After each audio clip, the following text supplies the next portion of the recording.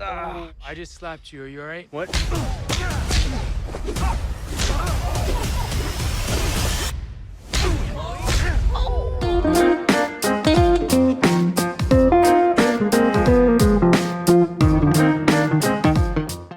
Hi, and welcome to this new episode of Flickering Dreams.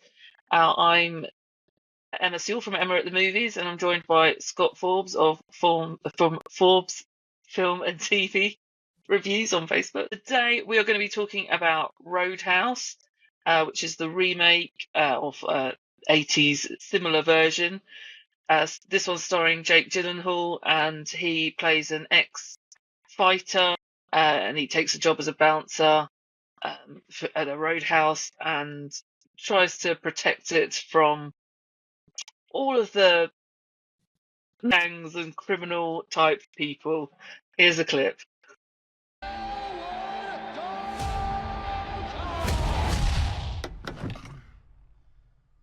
This ain't the Holiday Inn, pal. I'm moving. A friend of mine suggested I come talk to you. I own a roadhouse out in the Florida Keys. Lately, it's been attracting the wrong clientele. I can pay you good money. Judging by your car, you need that. Well, I like my car. Think about it. As is usual on this podcast, surprise, surprise, I haven't seen a film from a very long time ago. So what I actually did this time around is I watched both of them back to back. So I feel like I made a mistake because I watched the original one with Patrick Swayze, and it's my era of film, and I absolutely loved it. I really, really enjoyed it. So I was quite optimistic about the new one. I was really hoping I was going to see something amazing. While I enjoyed it, I think I would have enjoyed it more had I not watched the original one first. They've kept the same sort of theme. So, Dalton comes in to clean up the roadhouse and, just sort it out and generally get it back to being a nice sort of place. But the old-fashioned way works really well in this scenario, and I don't think in a modern version it works at all in any context. And particularly, and I've forgotten his name already, Conor McGregor. I mean, I don't know anything about this as a sport. He was just so awful. Just not good. Jake Gyllenhaal, love his roles, but having to work off McGregor, it just did not work because McGregor was almost cartoonish in most of the scenes, and he has the issue of many built men where the arms don't touch the sides, so he's walking about quite stiff and animated, and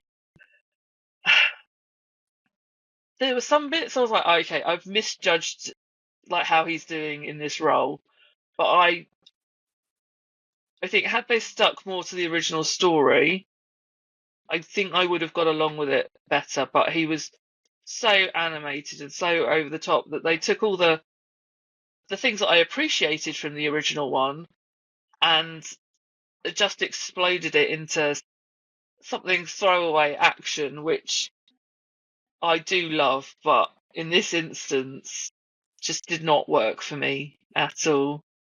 Scott, what did you think?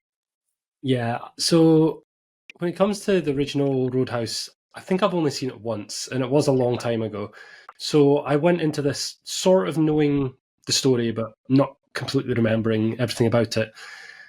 To be honest, the thing that I think about when I hear Roadhouse nowadays is Family Guy. Roadhouse.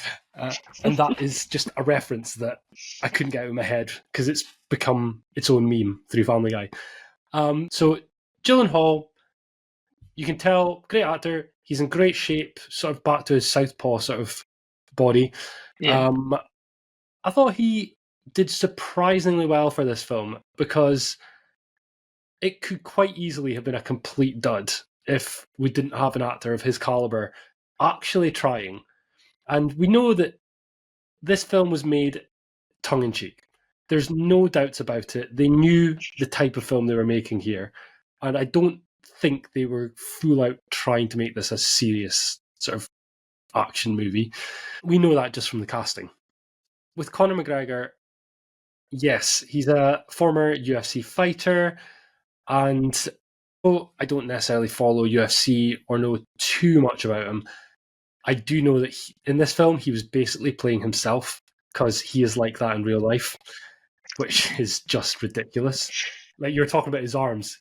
Look it up online. He quite famously has this sort of big swagger that he does, and you're like, oh no, what a tool.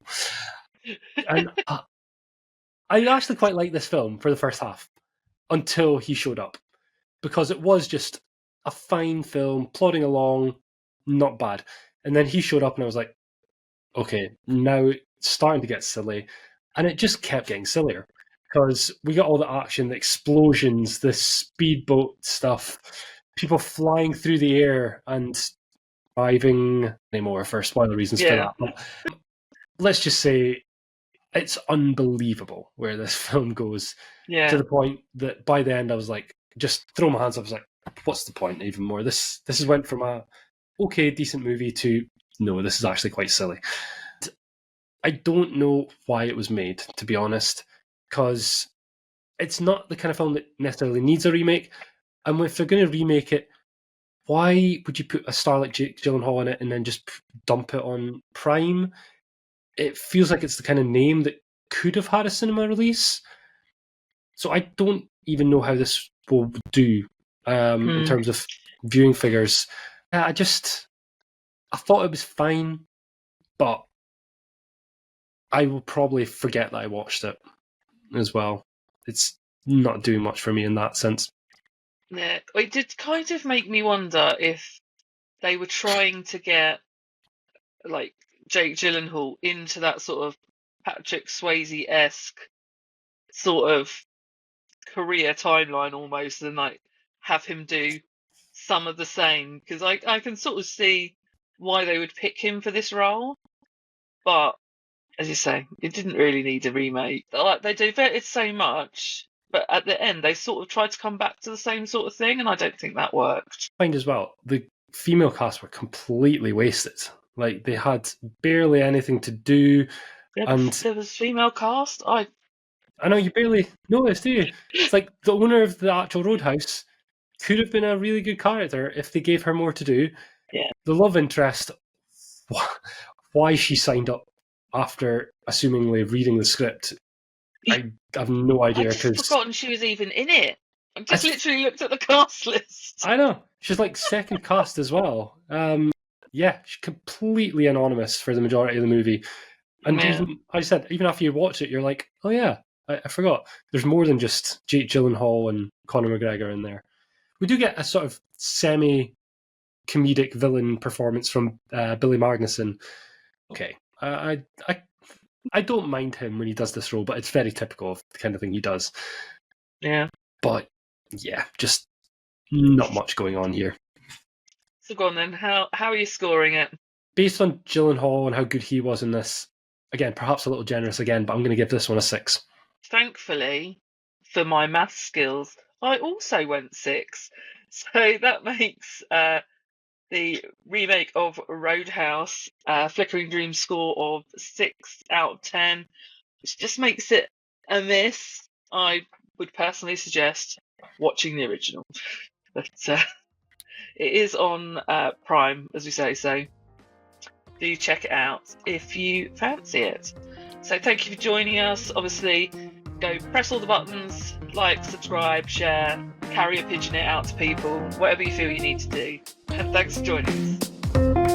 Thank you so much for listening or watching Flickering Dreams. You can find the video version on YouTube and the audio version on all major podcast platforms. And don't forget to subscribe so you can get each of the weekly episodes as they are released. We'll see you at the movies.